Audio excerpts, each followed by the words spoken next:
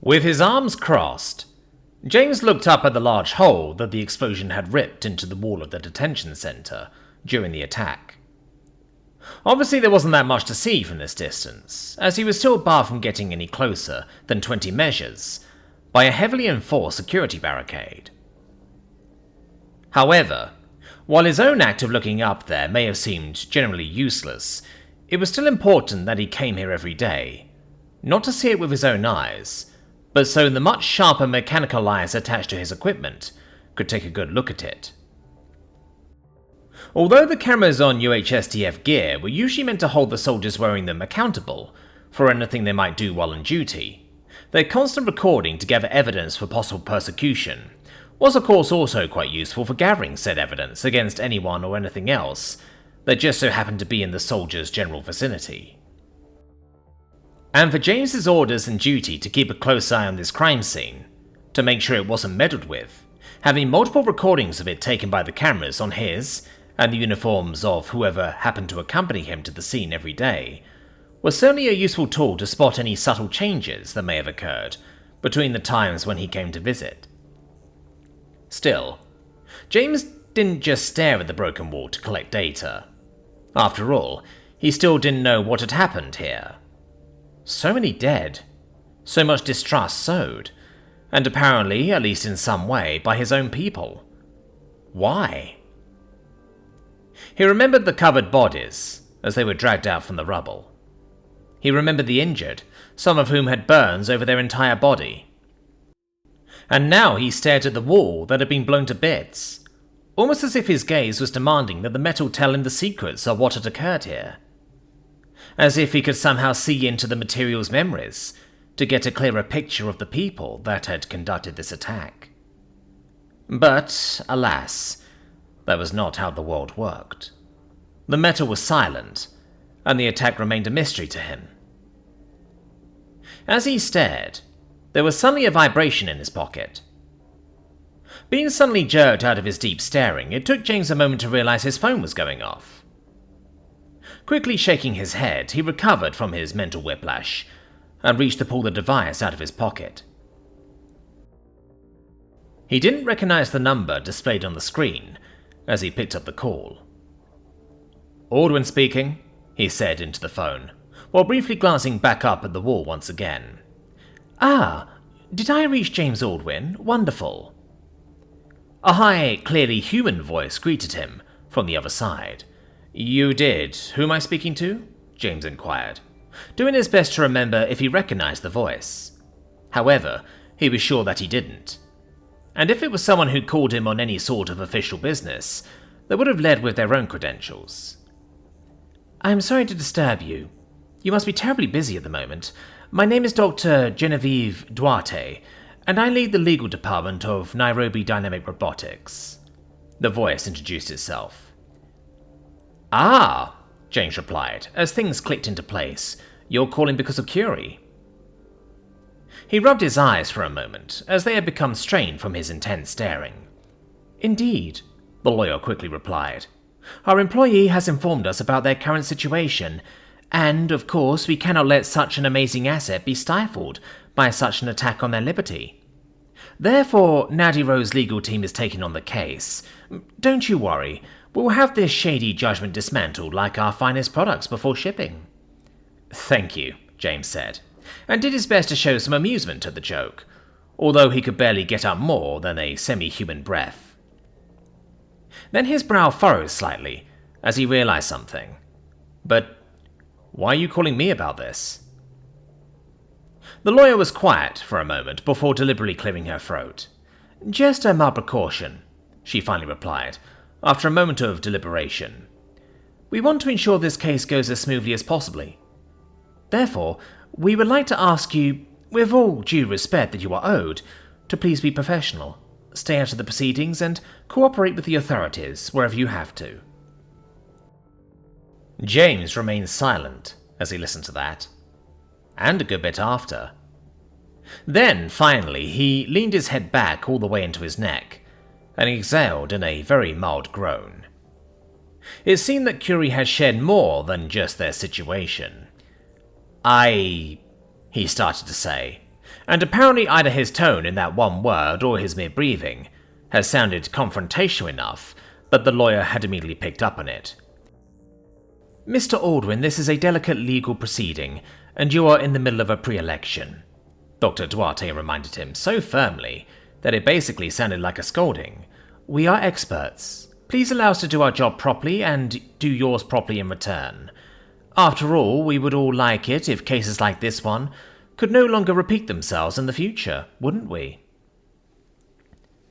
James closed his eyes tightly and scoffed. "Are you telling me to focus on the big picture?" he asked her, in a mostly bemused but also almost offended tone.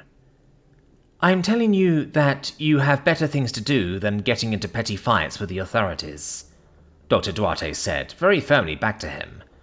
Though, after a moment, her voice turned slightly more light-hearted as she added, "Although that is, of course, not legal advice." This time, James couldn't quite help but crack up at least the tiniest bit at that oh-so-typical phrase. After hearing his humid exhale, Dr. Duarte spoke up once more. "Your friend is going to be fine, Mr. Aldwin. Make sure you are as well," she said, in a professionally calm tone. "And please, let us do our work. Both you and them should really not get into any more trouble than is absolutely necessary in your current respective situations." James exhaled deeply and rubbed his eyes again. "Yes, I understand that," he replied, with a slight breathlessness to his voice that likely indicated how much more he wanted to say, but chose not to. "Thank you, Mr. Aldwin," Dr. Duarte said. "It was a pleasure speaking with you. I will now let you return to your surely filled schedule, and don't worry too much. Like I said, we are experts." James nodded to himself. "Goodbye, Doctor," he said into his phone, before already letting it sink.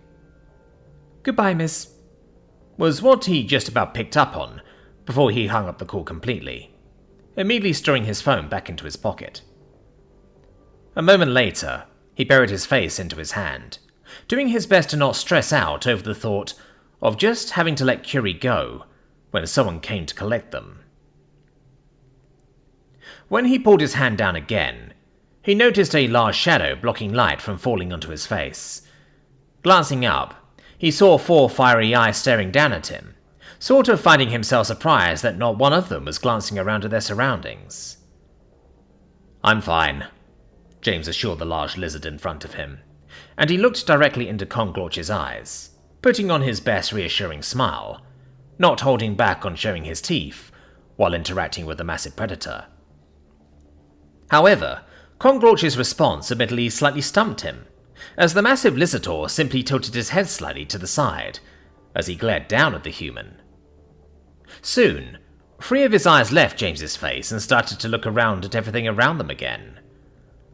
"I didn't ask if you were okay," the Tenastrocyte stated, with his deep growling voice, commenting on that fact as if he was acknowledging a pesky insect buzzing around his head. James blinked twice as he processed the interaction.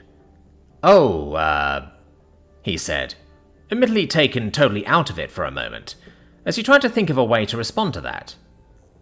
Ultimately, a slightly bemused but mostly confused "sorry" was all that he could come up with. Conglorch let out a low bellow while still looking down at him with a single eye.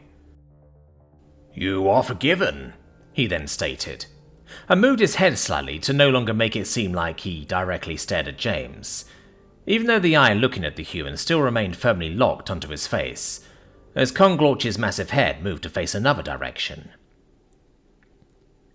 James blinked a couple of times again, still completely confused by the interaction. However, now that it was seemingly over, he broke eye contact with the Lizardor, and took a moment to remember what exactly he had been doing again, before it happened. Turning his head, he looked back over at the detention center for a moment, but he soon figured that they would have enough footage for today by now. And although they could stand guard at this place for longer to ensure nothing would be changed, in all honesty their schedule was so full that anyone with even a modicum of patience would simply wait for them to leave to attend the very public and televised conference James was taking part in. As he just turned to his accompaniment to announce that they would be heading back now, there was suddenly another buzz in his pockets. Quickly, he pulled the phone out again, secretly dreading the idea to possibly see another unknown number. However, as he glanced down at the screen, his eyes lit up slightly, before narrowing in even heavier worry. "Hey, Pippa," he greeted, once he had picked up the call. He did his best to sound chipper, although even James himself could hear the hint of mounting dread that was creeping into his voice, as the thoughts of why she may be calling him went wild in his mind. After Moore and Curie had both been faced with more or less pleasant surprises recently, he was really hoping Pippa wouldn't add herself to the list of people with sudden encounters. Still, he did what he could to not let that much show, as he continued. "What's up? Do you need anything?" "Hey, James," Pippa quickly replied. And James could almost feel his stomach twisting itself into a fine sailor knot, as he picked up on an underlying tone in her voice that was not all too dissimilar to the one he had heard in his own. "Sorry for calling you so suddenly. I know that you're busy, but there's someone here who would like to meet you."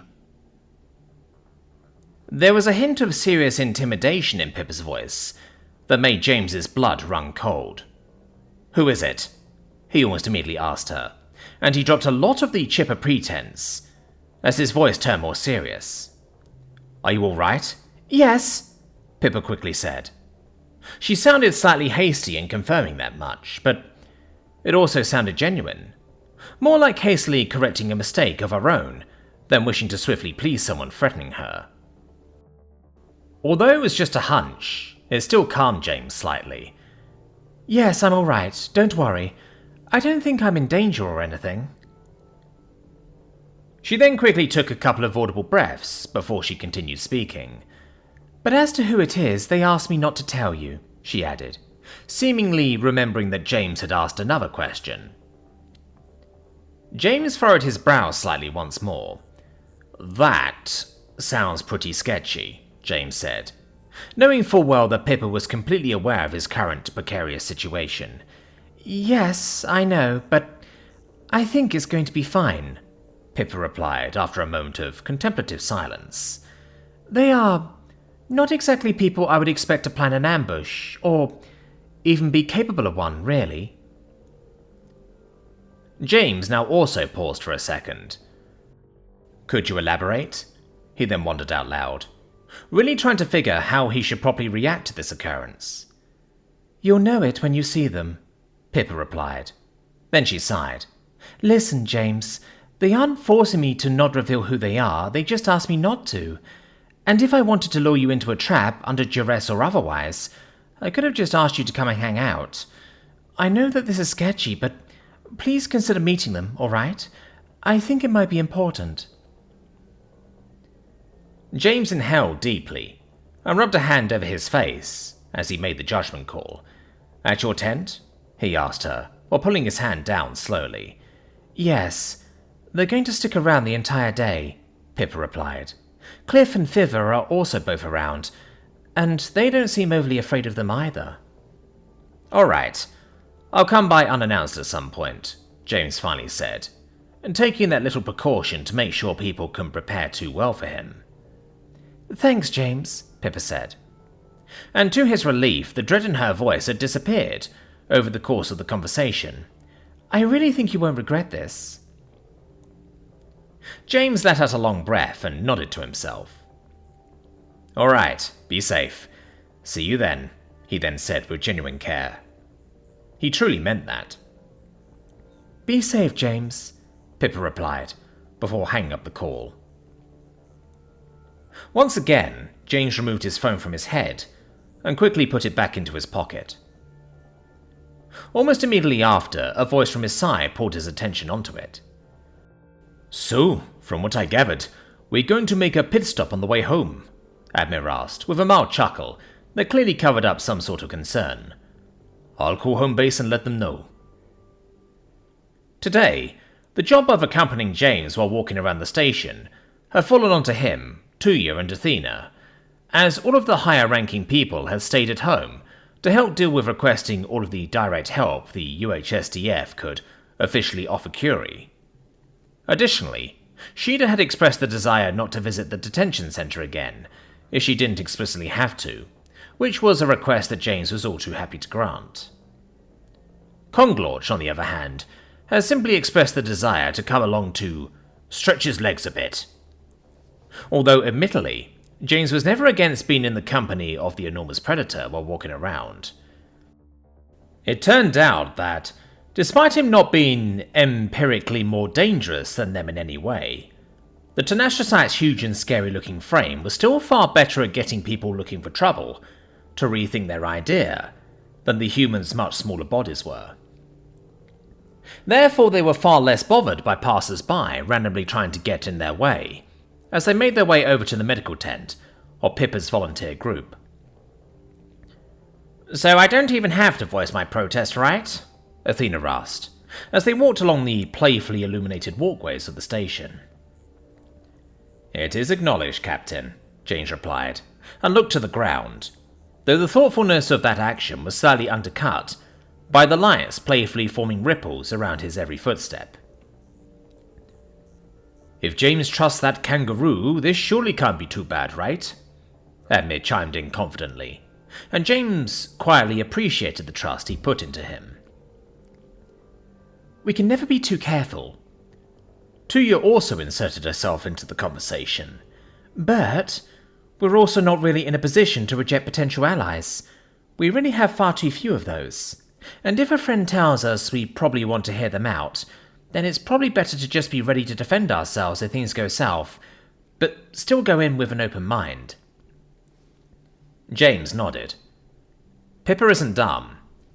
If she not only works with these people, but also granted them the favour of keeping their identity from me, there's got to be a reason, he figured. "Speaking of which, why do you think they don't want you to know who they are before meeting them?" Admir wondered candidly. "Obviously they're worried he wouldn't show up otherwise, even if his friend asked him to. Since they're not officially requesting a meeting, it's likely they worry they will be rejected for one in the first place," Conglorch surmised with a low bellow. "It could likely be another political rival of yours, who comes crawling with their tail between their legs, now that they realise what they are up against, like that flesh raccoon." James sighed slightly, and ran his thumb over the corner of his mouth. "Well, I was hoping it might be some other old friend looking to surprise me, but honestly, I don't think any of them would try to make me this nervous in the process. I would hope most of my acquaintances would know the time and place for a surprise, and that this is certainly not it," he figured. "So what Conglorch said isn't all that outlandish, though I have no idea who it may be in that case.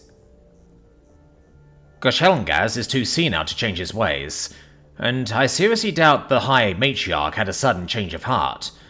Besides, if it was her, no way Pippa would have stayed so calm." "We're just going to have to see," Tuya mumbled, and honestly, nobody could disagree with that. Not too long after, they had made it to the tent. Unlike the previous time they came here, there was not a long queue of injured waiting to be treated. Instead, patients seemed to walk in and out of the temporary structure rather loosely and without any sort of rush. Cliff was not among the guards waiting in front of the front entrance today. However, it seemed that the group's arrival had still been announced, as the guards immediately made way for them as they approached the tent, politely nodding as the humans and Tenastrocyte passed them. Given they still had to pass the guards, even as they made some room, James unwittingly moved ahead of his own guards for a moment. As he began to walk into the tent, James of course immediately tried to look around.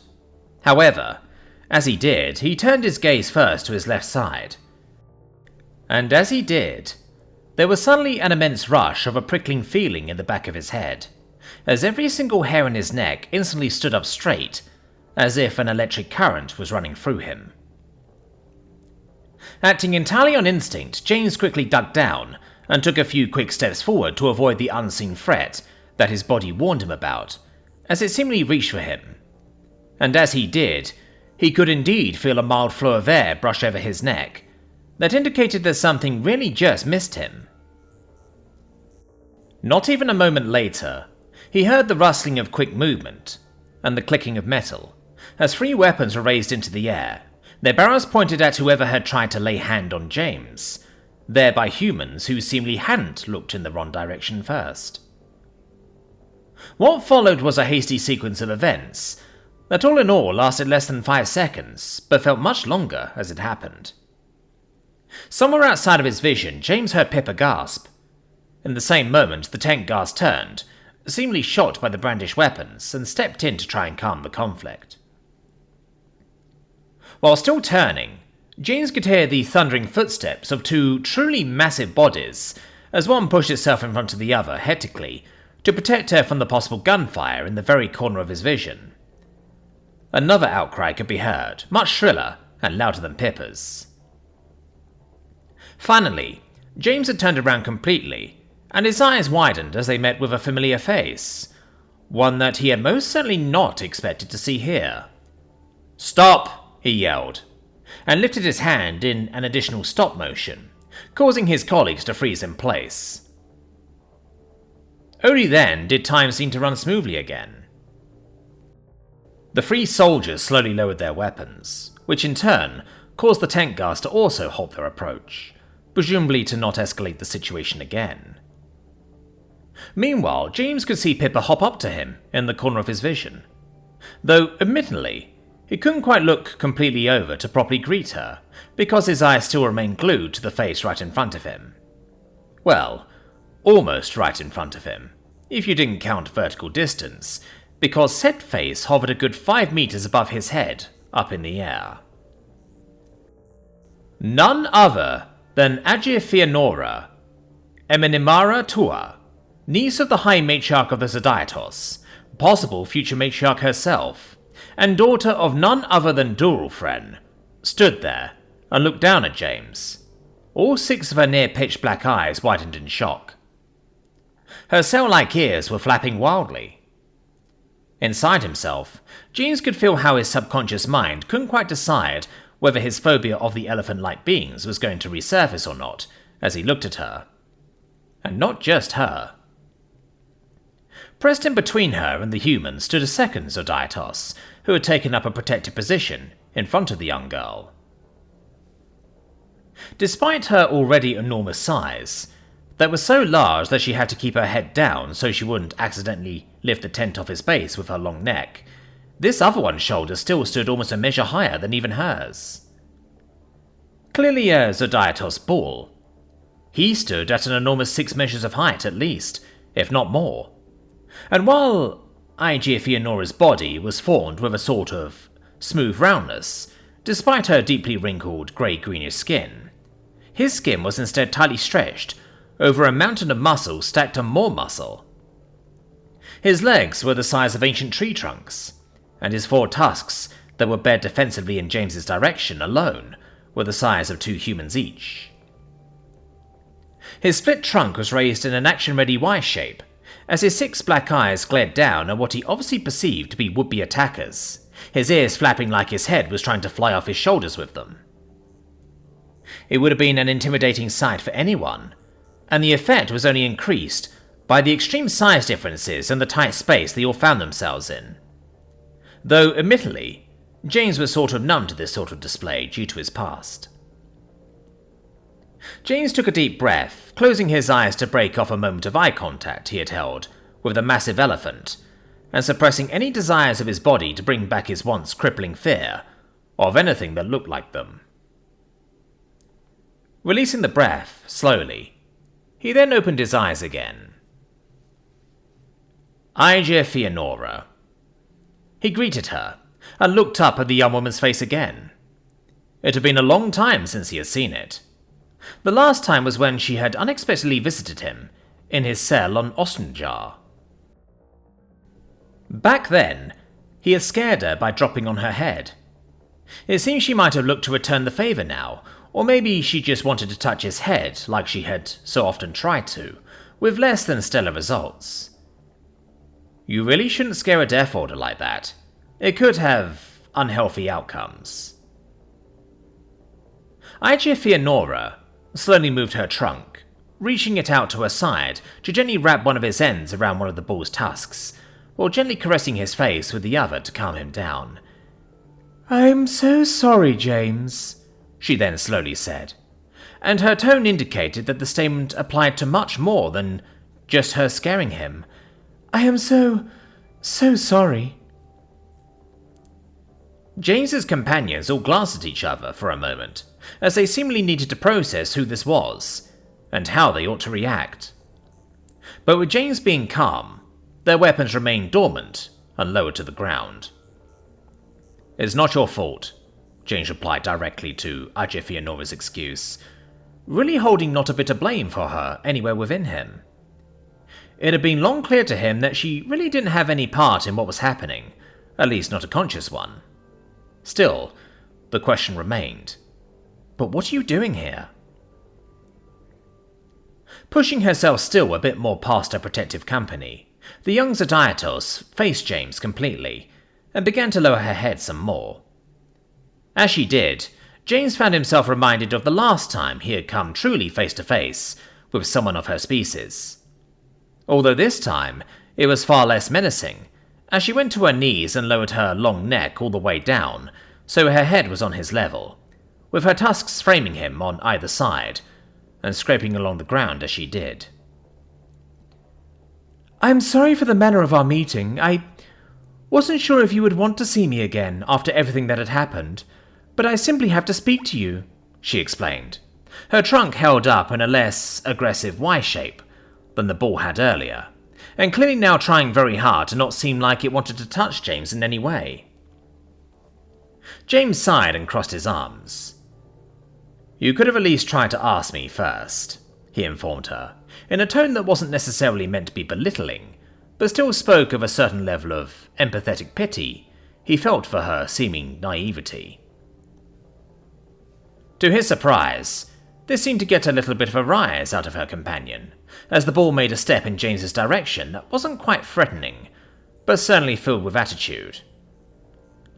"Watch your tone, Ambassador," he warned, in a deep booming voice that was very clearly held back a lot, lest it blow everyone's eardrums out if truly unleashed. "You are talking to a future matriarch." "And you are talking to a future councilman." Conglorch's deep voice suddenly growled from behind James, and he made that statement with so much confidence that one could have thought that James had basically already won the election, and was just waiting for it to be called out. A confidence that James in no way shared, but oddly appreciated. Still, he lifted his mechanical hand calmingly, indicating for Conglorch not start any unnecessary conflict here. Then he looked up to the face of the bull, who had now taken position next to HFY Nora's kneeling body. "And who have you brought with you there?" James seemingly asked HFY Nora, although his eyes remained locked on the bull's face, to indicate that he may as well introduce himself. "I am Julfren." The bull almost immediately introduced himself with another boom of his voice, and his words caused James's eyes to widen slightly, and the room to freeze for a moment. "Julfren is dead." Athena was the first to speak up again after a long moment of silence, and she would know. After all, although it was James who had been bathed in the bull's blood in the aftermath, she had been the one to actually pull the trigger. James sighed slightly. "It's not just a name, it's also a title," he said, and still looked up at the bull. "I think we're dealing with his successor here." Julfren made defiant eye contact with James. However, HFY Nora let out a mild, almost girlish chuckle. "One of his possible successors, that is," she informed James in a half-whisper. "Technically, he is only Nafmir Julfren right now. But if he called himself that, it would indicate a lack of confidence that he will actually get that title in the end." She giggled slightly at this apparent part of her own culture. With the mention of other possible successors, some pieces started to slowly fall into place with James, as he remembered the rather odd relationship the previous holder of that name and title had seemingly had with both the High Matriarch, as well as HFY's mother, as well as the rather strained relationship that she herself had with her father. With the prospect of her being another matriarch in the future, it seemed that she was already putting some pieces into place that might help her to enjoy their status a little more than she otherwise would. Not too bad for a girl that sometimes seemed quite naive. "I'm guessing he is your preferred candidate then," James wanted aloud. I looked over at her with a knowing smile. "He is who I support," HFY confirmed for James with a slightly bashful tone, before quickly shaking her large head, which made James take a careful step away from her long tusks as they once again scraped across the ground. "But that is not what I'm here to discuss. I need to tell you something that your people will have to know about." James's face turned more serious again as he looked at her directly, and he nodded for her to continue. For a moment, HFY turned her head slightly side to side, as if there was a chance that someone was nearby who she didn't want to hear. Then she whispered, even though her whisper was still far louder than many other species' normal speaking voices. "I have no proof of anything, so I can't go to the officials with it, but I am pretty sure I know who is behind the attack on this station. And his name is Alexander Page." "Thank you for coming along with me again," Nia said, as she picked up a shopping bag full of groceries that she had gone out to buy for everyone. "Hotel food is nice and all, but I just really needed something different for once." She'd nodded at her with a slightly tired smile, while standing grouped up with her colleagues. "No problem. I think I needed to stretch my legs a bit," she replied calmly, welcoming the distraction from things, no matter how brief it may be. Even the walk over to a store that carried groceries friendly to the human palate had been a welcome distraction. Behind her, Coco and Andrej were engaged in a quiet discussion with each other that seemed to be about some sort of tournament taking place back on Earth that they had apparently missed out on during their stay here. "And you think you would have stood a chance?" Coco asked, after Andrej had gotten his mild annoyance at not being able to attend out.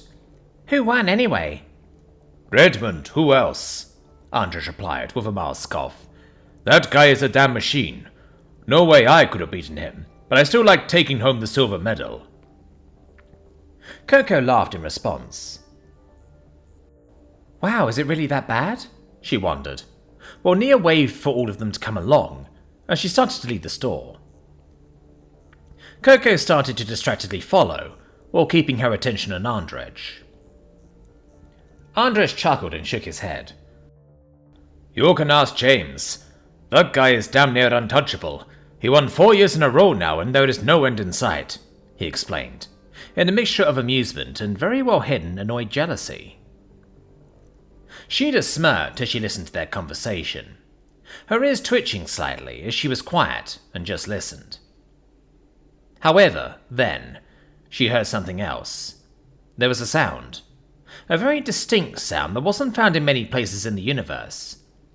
The sound of footsteps. Human footsteps, specifically. Very easy to confidently identify by their pattern, as well as the fact that the person walking was very clearly wearing shoes, which was a rare trait in the galaxy. Sheeta was quite sure that it was exactly that. After all, she could also hear it all around her with the footsteps of her 3 own companions. However, this sound wasn't coming from their group. It was coming from further away. She looked around, but she couldn't see it. However, she was sure. Somewhere around here, there was a human sneaking around. And the only humans that were supposed to be here, as far as she was concerned, were either right next to her or currently far away, either heading to or already in Pippa's volunteer tent. Her body tingled as her mind went into full alert. She took a single unthinking step in the direction of the noise of the footsteps, a second away from blindly sprinting towards it, so there was no chance that she would lose it. However, then, A very long and heartfelt conversation came back to her mind, and she turned her gaze to Coco. "Commander," she said firmly, and waited until Coco's head snapped around, immediately focusing completely on Shida after being addressed with her rank. "I've detected possible hostiles, close by but slowly leaving our proximity. Permission to pursue?" Coco looked very mildly surprised for a moment, but was immediately in full business mode. "Do you have your locator?" she asked firmly, and Shida simply nodded, and quickly made sure that the device on her uniform was activated. "Yes, ma'am," she audibly confirmed. Coco nodded. "Permission granted, but be careful," she then said, before smirking lightly. "Go get him, Tigress." Shida nodded firmly, and not even a moment later, she tore out of there with amazing speed. She easily weaved and dodged through the light crowd around her, while her ears remained locked on the sound of the footsteps that had been slowly getting fainter and fainter with deadly precision. Now, however, she was closing the distance so quickly that she could hear them becoming clearer with each step that was taken by the mystery human. She was on his trail. Whoever that was, he was not supposed to be here, and that meant there was a good chance he had information that they needed. She would not let him get away, and as she ran, her mind slowly cleared itself as her predatory instincts set in. She was closing in fast, and soon enough she already saw the wide back of the primate that was seemingly innocuously meandering through the station. She noticed that he, too, was carrying a grocery bag. She didn't care for neither his seeming harmlessness nor his purchases as she closed in, immediately moving to take him down. Her many years of military training, especially with the recent human additions, meant that it was not really a struggle. Using her rather extreme momentum, she managed to quickly knock the human to the ground, her predatory instincts aiding her well in the task to stay on top of him, while reaching to control his hands so he wouldn't be able to reach for or use any weapons on her while she tackled him to the ground. After a very brief tumble and the loud clattering of his purchases, she had him pinned to the ground. He yelped in pain and surprise through his breath filter, and although Shida's ears were buzzing with the rush of blood and adrenaline, the voice that she heard there still struck an odd chord with her, pulling her out of her predatory state as she gripped on tightly to control the man. She had heard it before, but where? The man struggled for a few more seconds before looking directly up at her, and as his gaze fell onto her face, his struggling suddenly died down. "What the... Oh no," he said, and suddenly, it hit Shida like a lightning strike. Her eyes widened at first, before narrowing into mere slits as she glared down at him, his voice pulling forth a vague memory of a time long past. "Will?" she said, in a tone that was filled with both realization and sheer venom. "What are you doing here?"